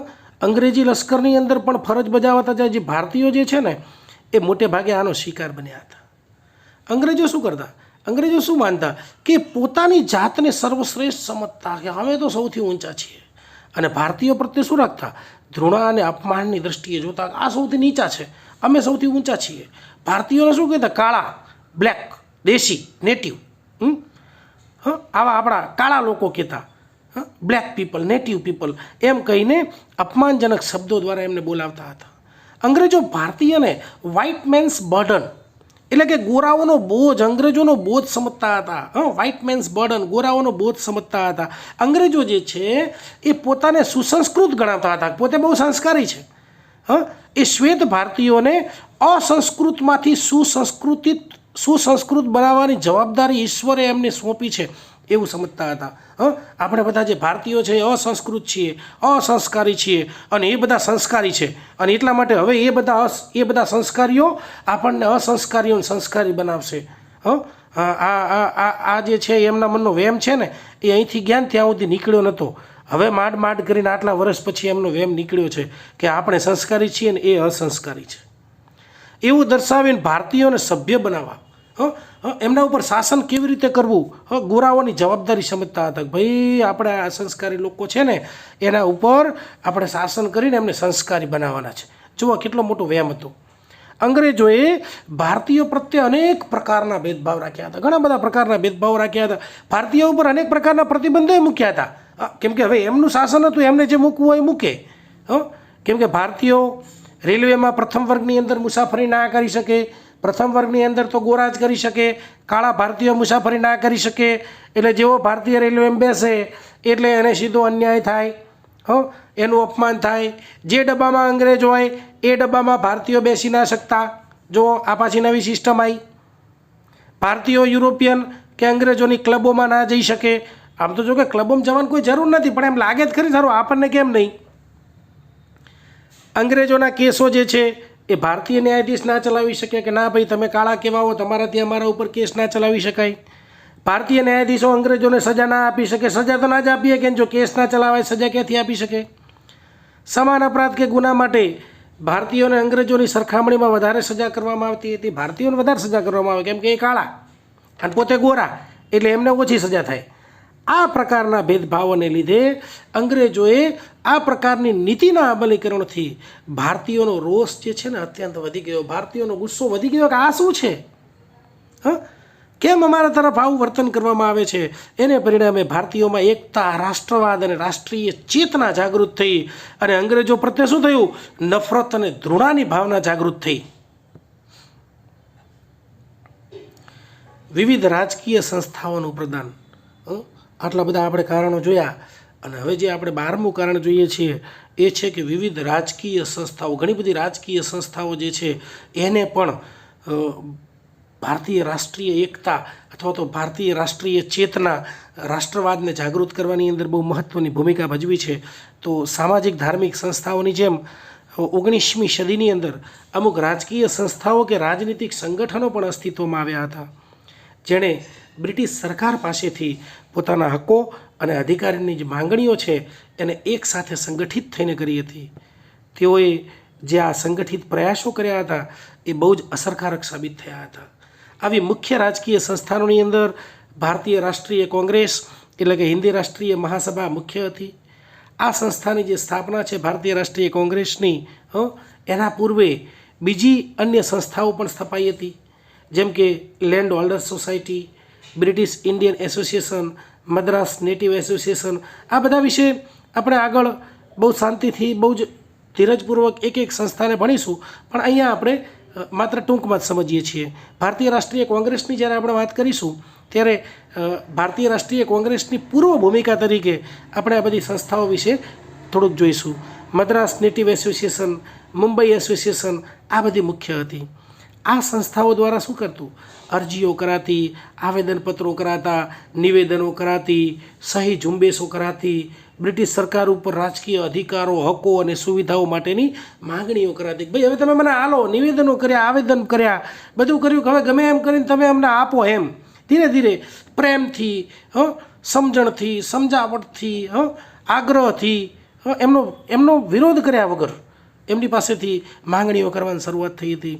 એથી બ્રિટિશ સરકારની સામે ધીમે ધીમે દબાણ વધ્યું હતું.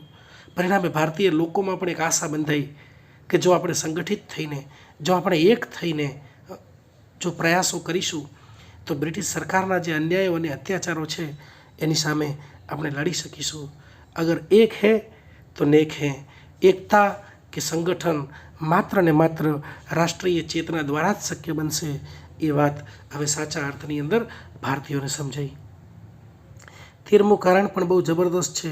આપણે વાત કરીએ છીએ લોર્ડ લિટનની, 1876થી કરીને 1880 સુધી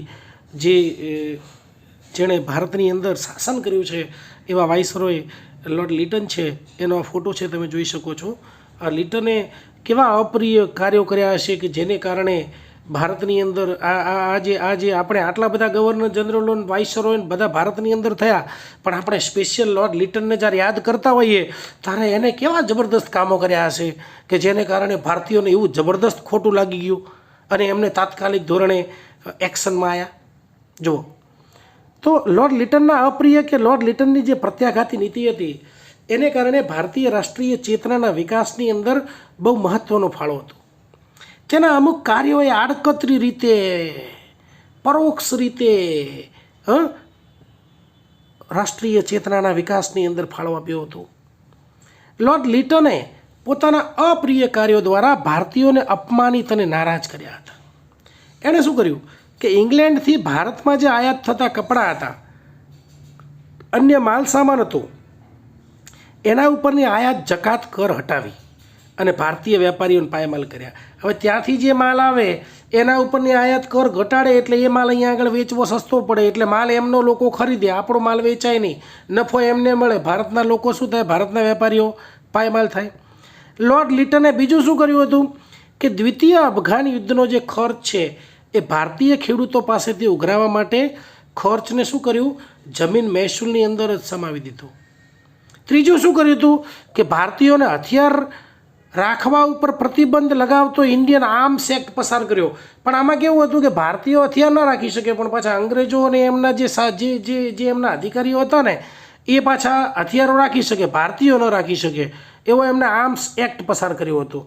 અને હથિયાર રાખવા માટે છે ને લાયસન્સ પ્રથા અનિવાર્ય બનાવજો, કે અત્યારે લાયસન્સ પ્રથા છે પણ એમાં એવું હતું કે એ લાયસન્સ એમને મળી જાય ને આપણને લાયસન્સ ના હાલે ને, આપણને લાયસન્સ આપે ને આપણે ગોળી કોને મારવાના, એમને જ મારવાના, અને એમને ગોળી ખાવી નથી એટલે આપણને આપે લાયસન્સ.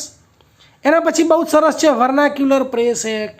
આ પણ એવો હતો કાયદો કે જેના દ્વારા ભારતીય ભાષાના વર્તમાનપત્રો, જુઓ તમે ખાસ યાદ રાખવા જેવું છે, વર્તમાનપત્રો ઉપર કડક પ્રતિબંધો તો મૂક્યા હતા પણ કયા પ્રતિબંધ, ભારતીય ભાષાના ગુજરાતી, હિન્દી, બંગાળી, મરાઠી, ઉર્દુ, સંસ્કૃત, આમાં જે વર્તમાનપત્રો હતા એના ઉપર કડક પ્રતિબંધો અને નિયંત્રણો મૂકવામાં આવ્યા હતા. સૌથી દુઃખદ વાત તો એ હતી કે ઈસવીસન 1878ના સમયગાળાની અંદર જ્યારે સમગ્ર ભારત એ દુષ્કાળ અને ભૂખમરાથી પાયમાલ થઈ ગયું હતું ને, ત્યારે લોર્ડ લીટને દિલ્હીમાં મહારાણી વિક્ટોરિયાના સન્માનમાં ભવ્ય દરબારનું આયોજન કર્યું હતું. એક બાજુ બહુ ભયાનક, બહુ જબરદસ્ત ભયાવહ દુષ્કાળ પડ્યો હતો, લોકો છે એ ટપ ટપ ટપ ટપ ટપ ટપ એક પછી એક મરી રહ્યા હતા. અને એવા સમયે હિન્દની સામ્રાજ્ઞી તરીકે મહારાણી વિક્ટોરિયાના સન્માનની અંદર દિલ્હીમાં ભવ્ય દરબારનું આયોજન કરવામાં આવ્યું હતું.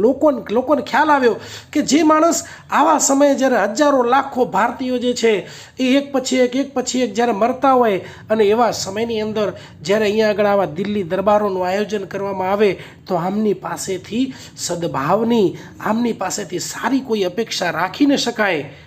અને આ જે દિલ્હી દરબાર છે એની અંદર પાણીની જેમ પૈસો વહાવવામાં આવ્યો હતો. ખરેખર જો આ પૈસો જે છે એ દિલ્હી દરબારની પાછળ ખર્ચ્યો એના કરતાં દુષ્કાળની અસર છે એને ઓછી કરવા પાછળ જો ખર્ચવામાં આવ્યો હોત ને તો કદાચ કેટલાય લોકોનો જીવ બચાવી શકાયો હોત. લોર્ડ લીટને ઇન્ડિયન સિવિલ સર્વિસીસની જે માટેની જે પરીક્ષાની જે વયમર્યાદા હતી ને એ વયમર્યાદામાં પણ ઘટાડો કર્યો. એટલે ભારતીયોને તો લાગ્યું કે એક તો ઓછી ઉંમરની અંદર 21 વર્ષની ઉંમર સુધીમાં આપણે થવાનું હતું અને એમાંય પાછી ઉંમર ઘટાડી નાખી, એટલે હવે એમને સિવિલ સર્વિસ મેળવવા માટેના જે દ્વાર હતા ને એ બંધ થઈ ગયા હતા.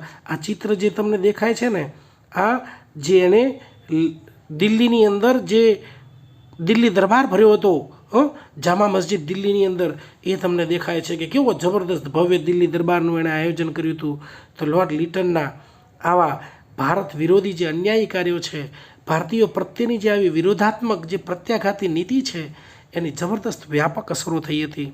લીટનના કાર્યો વિશે સુરેન્દ્રનાથ બેનર્જીએ કહ્યું છે કે લોર્ડ લીટનના આવા પ્રત્યાઘાતી શાસને ભારતીયોને પોતાના આળસુ અને ઉદાસીન દૃષ્ટિકોણમાંથી જગાડ્યા છે અને લોકોને આગળ આવવા માટેની પ્રત્યક્ષ પ્રેરણા આપી છે. લોર્ડ લીટન તો આપણો ટીચર હતો, એને આપણને શીખવાડ્યું કે આપણું શોષણ થઈ રહ્યું છે અને આપણે વિરોધ કરવો જોઈએ. એ પણ સામે કીધું નહોતું, એના વર્તનથી આપણને ખબર પડી. અને એના પછી જુઓ બહુ જ સરસ, જો કે આવું આમ લગભગ બનતું નથી, પણ ભારતીય ઇતિહાસમાં આવું બન્યું છે. એક જે વાઇસરોય આવ્યો એ એકદમ બોગસ કક્ષાનો આપણી દ્રષ્ટિએ ગણીએ તો, કે જેને ભારતીયોનું તમામ રીતે શોષણ કરવાનો અને ભારતીયોને અપમાનિત કરવાનો પ્રયત્ન કર્યો. અને એના પછી તરત જ એક એવો વાઇસરોય આવે છે, એક એવો ગવર્નર જનરલ આવે છે કે જેને ભારતીયોના દિલ જીતી લીધા છે. આ જ પ્રમાણે લોર્ડ રિપન જે છે એ ભારતીયો પ્રત્યે અપનાવાયેલ ઉદાર નીતિ અને સ્વશાસનને લગતા સુધારાઓએ પણ ભારતીયોમાં રાષ્ટ્રીય ચેતનાને જગાવવાની અંદર અગત્યની ભૂમિકા ભજવી હતી. લોર્ડ રિપનના સમયે ઇલ્બર્ટ બિલ છે એનો વિવાદ થયો હતો, શ્વેત વિદ્રોહ થયો હતો. એટલે આ જો આપણે સહેજ ઘટનાની વાત કરીએ તો એમાં એવું હતું કે પહેલાં ભારતીય ન્યાયાધીશો જે છે ને એ અંગ્રેજો ગોરાઓની સામે કેસ ચલાવી શકતા નહોતા, પણ હવે એ જે કાયદા સભ્ય છે ઇલ્બર્ટ રિપનનો, એનું નામ ઇલ્બર્ટ છે, અને એક બિલ પસાર કરવામાં આવે છે કે જેની અંદર જે ભારતીય ન્યાયાધીશો છે, કાળા ન્યાયાધીશો છે, એ પણ આ ગોરા અંગ્રેજોની વિરુદ્ધની અંદર કેસ ચલાવી શકશે. પણ પછી અહીં આગળ શ્વેત વિદ્રોહ થાય છે. આ જે બધા ગોરા છે એ બધા ભેગા થઈને એવો જબરદસ્ત ભારતની અંદર ને ઇંગ્લેન્ડની અંદર વિદ્રોહ કરે છે, એટલો જબરદસ્ત વિરોધ કરે છે કે જેને કારણે ઇંગ્લેન્ડની જે પાર્લામેન્ટ છે એને પણ રિપન ઉપર ફરજ પાડવી પડે છે. અને પછી આ કાયદાની અંદર થોડું સંશોધન કરવામાં આવે છે. આપણે જોઈએ છીએ હમણાં આગળ જ્યુરી પ્રથા દાખલ કરવામાં આવે છે. તો એને કારણે ભારતીયોને ખબર પડે છે કે જો સંગઠિત થઈને વિદ્રોહ કરવામાં આવે તો એનું પરિણામ મળે જ છે. અને એના પરિપાક રૂપે ભારતની અંદર એક જબરદસ્ત સંસ્થાનો જન્મ થાય છે, જે આપણે આગળના ચેપ્ટરની અંદર ભણીશું. એનું નામ છે ભારતીય રાષ્ટ્રીય કોંગ્રેસ.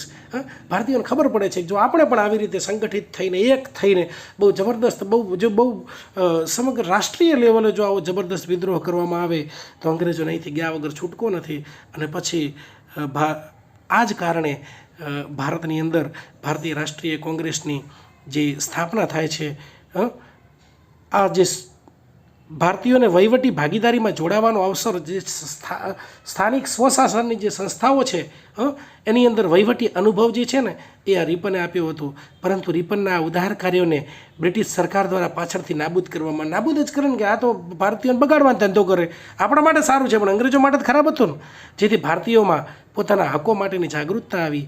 હવે ભારતીયો ભેગા થઈને બ્રિટિશ સરકાર સામે સામૂહિક આંદોલનો ચલાવવા માટે તૈયાર થયા. અને તમને ખબર છે કે આના પછી જે રિપન 1884ની અંદર જાય છે અને 1905ની અંદર જબરદસ્ત ભંગ અને સ્વદેશી મુવમેન્ટ જે ચાલુ થાય છે, તો આપણને ખબર પડે છે કે 21 વર્ષની અંદર કેટલો જબરદસ્ત પ્રભાવ આવે છે, કેટલું જબરદસ્ત પરિવર્તન થાય છે.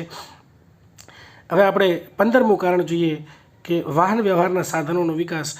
આપણે સમજીએ છીએ કે વાહન વ્યવહાર જે છે એ પણ બહુ મહત્ત્વનું છે. હવે કેવી રીતે, તો એને સમજીએ કે બ્રિટિશ સરકાર દ્વારા પોતાના આર્થિક હિતોને વિસ્તારવા માટે, જો બહુ અગત્યનું છે, બહુ યાદ રાખવાની જરૂર છે કે ભારતમાં વાહન વ્યવહારના સાધનોનો જે વિકાસ કર્યો છે ને એ ભારતના લોકોને એક પ્રદેશમાંથી બીજા પ્રદેશમાં જવા અને એમની સગવડતા સચવાય એ માટે નહીં, પણ પોતાના આર્થિક હિતોને વિસ્તારવા માટે ભારતમાં નવી અને પાયાની બાબતોનો વિકાસ કરવો પડ્યો હતો. ઔદ્યોગિક ક્રાંતિને પરિણામે શું થયું હતું કે ભારતમાંથી પ્રાપ્ત જે કાચો માલ છે એને ઇંગ્લેન્ડથી આવેલા તૈયાર પાકા માલની આંતરિક આવન જાવન માટે, એક જગ્યાએથી બીજી જગ્યાએ એમનો માલ લઈ જવા માટે અને નફો કમાવા માટે એમને ભારતના મુખ્ય શહેરો અને બંદર વચ્ચે સડક માર્ગો, રેલ માર્ગો, જળ માર્ગો, આ બધાનો વિકાસ એમને કરવો પડ્યો હતો. આપણી સેવા કરવા નહોતા આવી. અને 16મી એપ્રિલ 1853ના રોજ મુંબઈથી થાણે વચ્ચે 33.79 કિમીના અંતરે સૌ પ્રથમવાર લોર્ડ ડેલહાઉસીના સમયની અંદર રેલ માર્ગ શરૂ થયો હતો. ખાસ યાદ રાખવા જેવું છે. સૌથી પ્રથમ ક્યાં આગળ 1853ની અંદર 16મી એપ્રિલે મુંબઈથી થાણા વચ્ચે રેલ માર્ગ શરૂ થયો હતો, જેનો ત્યારબાદ જબરદસ્ત ઉત્તરોત્તર વિકાસ થતો ગયો. આ વાહન વ્યવહારના વિકાસથી ભારતના મોટા શહેરો અને નાના ગામડાઓ જે છે એ એકબીજાના સંપર્ક વધવા લાગ્યો. પરિણામે રાષ્ટ્રીય ચેતનાના વિકાસ માટે જવાબદાર વિચારોનું આદાન પ્રદાન છે એ ભારતના છેક છેવાડાના સ્થળો ઉપર પહોંચવા લાગ્યું. કેમ કે આપણે વિચાર કરીએ કે જો માની લો કે અમદાવાદથી કરી અને કોઈને દિલ્હી જવું હોય તો ચાલીને જતાં કે ગાડામાં બેસીને જતાં કે ઘોડા ઉપર જતાં કેટલી બધી વાર લાગે. પણ જો એ જ બદલે જો ટ્રેનમાં જવાનું હોય તો બહુ ઓછા સમયની અંદર જઈ શકે. એટલે એક જગ્યાએ આવેલો વિચાર છે ને એને સમગ્ર હિન્દુસ્તાનમાં, સમગ્ર ભારતની અંદર ફેલાવવામાં કમ્પેરેટિવલી ઓછો સમય લાગે. ભારતના જે મુખ્ય શહેરો છે એ આ સમયે રેલવેથી જોડાઈ ગયા હતા અને એટલા માટે શહેરોની અંદર રાષ્ટ્રીય એકતાની ભાવના છે ને એ વધારે જાગૃત થાય છે અને ઝડપથી ફેલાય છે. એના પછી આપણે વાત કરીએ કે સંદેશા વ્યવહારના સાધનોનો વિકાસ. વાહન વ્યવહારના સાધનોની જેમ જ સંદેશા વ્યવહારના સાધનોનો જે વિકાસ થયો એને પણ ભારત દેશની આમ પ્રજાને એકબીજા સાથેનો સંપર્ક કરવો છે ને એ સરળ બનાવી દીધો. પરિણામે લોકો સુધી તાર અને ટપાલની ઝડપી વ્યવસ્થાથી આ પણ લોર્ડ ડેલહાઉસીના સમયમાં શરૂ થયું છે. એકબીજાના વિચારો અને પરિસ્થિતિઓથી માહિતગાર બનતા ગયા. એક જગ્યાએથી તાર કરવામાં આવે ને 1853માં શરૂ થયું હતું અને બીજી જગ્યાએ ટપ ટપ ટપ ટપ એના શબ્દો ખબર પડે એટલે એક જગ્યાનો જે મેસેજ છે એ બીજી જગ્યાએ ઝડપી પહોંચી જાય. પણ મુખ્ય વસ્તુ એ હતી કે આપણે અંગ્રેજ સરકાર વિરુદ્ધનો જો મેસેજ મૂકવા માંડીએ તાત્કાલિક આપણને તકલીફમાં મૂકી દે એમ. નવેમ્બર 1853ની અંદર કલકત્તાથી આગ્રા સુધી તાર લાઈન નંખાઈ હતી, જેનો આગળ જતાં બહુ જબરદસ્ત વિકાસ થયો હતો. આ વ્યવસ્થાએ લોકોને એકબીજાની નજીક લાવી દીધા. સમાચારો છે, મેસેજ છે એ બહુ જ ઝડપથી ફેલાવા માંડ્યા. બરાબર. પરસ્પરના સંપર્કો વધવાથી ભારતીયોમાં શું થયું? રાષ્ટ્રીય એકતા, રાષ્ટ્રીય ચેતના અને રાષ્ટ્રીય જાગૃતિ, રાષ્ટ્રવાદનો વિકાસ થયો હતો. છેલ્લે આપણે થોડુંક એક કન્ક્લુઝન છે એને આપણે જોઈ લઈએ કે આમ 19મી સદીમાં શરૂ થયેલા રાષ્ટ્રીય ચેતનાનો જે વિકાસ છે એ સતત ચાલુ જ રહ્યો છે. હાલમાં પણ સમયની સાથે સાથે લોકોમાં રાષ્ટ્રવાદ કે રાષ્ટ્રીય ચેતનાનું અલગ અલગ સ્વરૂપ જોવા મળે છે. પ્રાચીન કાળથી જ ભારત એક અખંડ રાષ્ટ્ર હતું, જેમાં અલગ અલગ સમયે નાના નાના રાજ્યો જે છે એ વિશાળ સામ્રાજ્યોમાં જે પરિવર્તન થતું રહ્યું હતું. કુસંપો હતા. આ બધાના લીધે શિક્ષણના વિકાસથી અને યુરોપમાં ફેલાયેલા રાષ્ટ્રવાદના સંપર્કમાં આવવાથી ભારતીય શિક્ષિત વર્ગ છે એમાં રાષ્ટ્રવાદ અને દેશભક્તિની ભાવનાથી ઓતપ્રોત થવા લાગે છે. ઘણા બધા પરિબળો આપણે જોયા, 16 પરિબળો આપણે જોયા. વાહન વ્યવહારના સાધનો, સંદેશા વ્યવહારના સાધનોનો વિકાસ, લોર્ડ રિપનની ઉદાર નીતિ, લોર્ડ લિટનના જે અન્યાયી કાર્યો હતા. અને આપણે શરૂઆતથી વાત કરીએ તો છેક વિવિધ જનજાતીય વિદ્રોહ અને 1857નો વિપ્લવ ને બ્રિટિશ સામ્રાજ્યવાદ વિરુદ્ધનો જે અસંતોષ છે એ, ભારતનું રાજકીય એકીકરણ ને આર્થિક પરિબળો, સામાજિક પરિબળો, ધાર્મિક પરિબળો, કેટલાય પરિબળો. કેમ કે અંગ્રેજોએ ભારતની અંદર માત્ર એક જ દિશામાં નહીં પણ બધી જ દિશાઓની અંદર ને બધા જ ખૂણાઓમાં શક્ય બને એટલી તમામ રીતે શોષણ કરવા માટેનો પ્રયત્ન કર્યો હતો. એટલે એના કારણો પણ તમામ ક્ષેત્રોમાંથી મળે એ બહુ જ સ્વાભાવિક છે. આ જે છે એ નીરવ પ્રકાશનની સેમેસ્ટર 4 માટેની બુક છે. એના રાઇટર છે શૈલેષકુમાર ચતુર્વેદી અને બહુ સરસ લખેલી છે. શૈલેષભાઈ પોતે પણ ઇતિહાસના એક સારા એવા જાણકાર છે, એક વિદ્વાન છે, બહુ અભ્યાસી છે અને એમને બહુ જ સરસ આ બુક લખી છે. મેં એને વાંચી, મને બહુ જ સારી લાગી. એટલા માટે મને લાગ્યું કે જો હું મારો વિડીયો બનાવું, મારા વિદ્યાર્થીઓને ભણાવું તો હું આમાંથી ભણાવીશ તો મારા વિદ્યાર્થીઓને કદાચ વધારે ન્યાય મળશે. નીરવ પ્રકાશન જે ગુજરાતની અંદર બહુ જ વર્ષોથી ચાલે છે અને અલગ અલગ ક્ષેત્રોની અંદર એમની બુક્સ આવે છે. આ કોઈ નીરવ પ્રકાશનનો પ્રચાર કે એવું તેવું નથી, પણ આ બુકમાંથી મેં લીધું છે. એટલા માટે હું તમને જાણ કરું છું કે મેં આ બુકમાંથી આ જે લખાણ છે એને લીધું છે અને બહુ સરસ છે જીપીએસસી માટે. અને જો યુપીએસસીની તૈયારી કરતા હોય તો અને તમામ સ્પર્ધાત્મક પરીક્ષાઓ કે જેની અંદર પ્રિલિમ્સ અને મેન્સની અંદર ભારતીય ઇતિહાસના ક્વેશ્ચન આવે છે, તમામ સ્પર્ધાત્મક પરીક્ષાઓ માટે, BA અને MA માટે, આધુનિક ભારતના ઇતિહાસ માટે જ્યાં પણ રાષ્ટ્રવાદનું ચેપ્ટર આવે છે ત્યાં દરેક જગ્યાએ આ તમને ખૂબ જ ઉપયોગી સાબિત થશે. Thank you very much.